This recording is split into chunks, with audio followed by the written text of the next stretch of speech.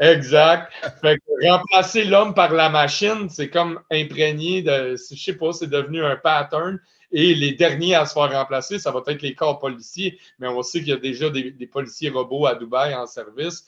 Et bientôt, attendez-vous à ce qu'il y ait des drones dans les rues. Puis si on est capable de robotiser la masse ouvrière, ben ils vont le faire.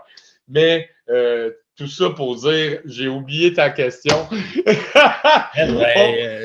y avait pas y avait-tu une question? Je l'ai oublié moi-même aussi parce qu'à chaque fois que tu parles, je suis comme, OK, là, il faut faire 8 parenthèses, puis là, il faut qu'on aille là-dedans après. Fait que même, je te dis, ça se peut, on va ouvrir des portes aujourd'hui, ça se peut qu'on n'enferme pas une griffe, mais c'est pas grave, on va s'amuser, mon gars. Écoute, parce que c'est ton comité, en fait, c'est ça. Tu as ton comité. Oui. Fait que là, tu as fait tes demandes, tu as reçu des candidatures, puis là, tes objectifs, c'est ça, c'est énergie libre à tout le monde.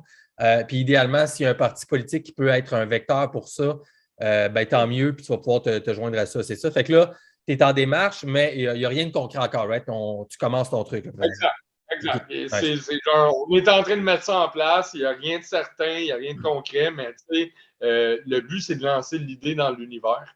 On va être, et ça, c'est un gros pas au niveau de l'histoire. On serait le premier parti politique à prôner l'énergie libre et gratuite, les villages éco-énergétiques, les maisons autosuffisantes au sein de la population du Québec. Donc ça, c'est big. C'est de dire, hey, on va rassembler une armée Puis il y a des gens de tous les corps de métier, là, des gens qui m'ont approché en aérospatial, ingénieurs, mathématiciens en logistique, des soudeurs, des gens ingénieux, des gens qui ont des électromécaniciens.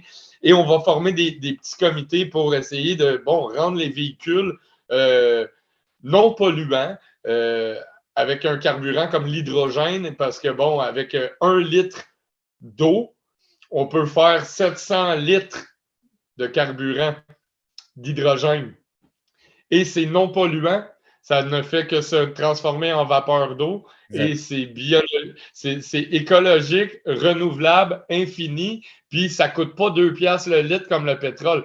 Et même juste au niveau de l'exploitation des ressources naturelles, ben déjà là, c'est rentable parce qu'au lieu de siphonner 700 litres de pétrole de sang de la planète, ben tu prends 1 litre d'eau, tu le convertis en hydrogène, tu crées 700 litres avec, puis c'est pas polluant. Donc, il y a des procédés, il y a des solutions tellement accessibles, mais on dirait que les lobbyistes, les mondialistes, ils veulent pas que ces connaissances-là se transmettent entre les mains du peuple. Fait que là, c'est au peuple à reprendre son plein pouvoir et son potentiel et à mettre en place des énergies renouvelables, de l'énergie libre et gratuite pour tout le monde.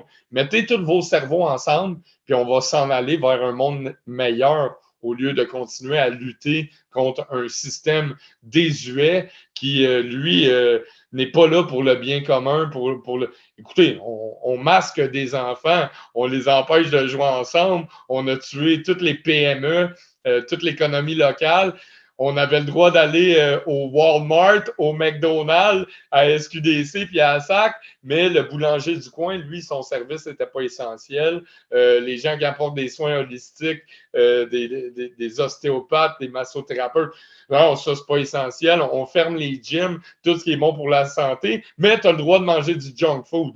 Fait que là, ça l'a créé comme un éveil au sein de la population où ils ont dit, hey, on est-tu en train de se faire enculer, nous autres, là?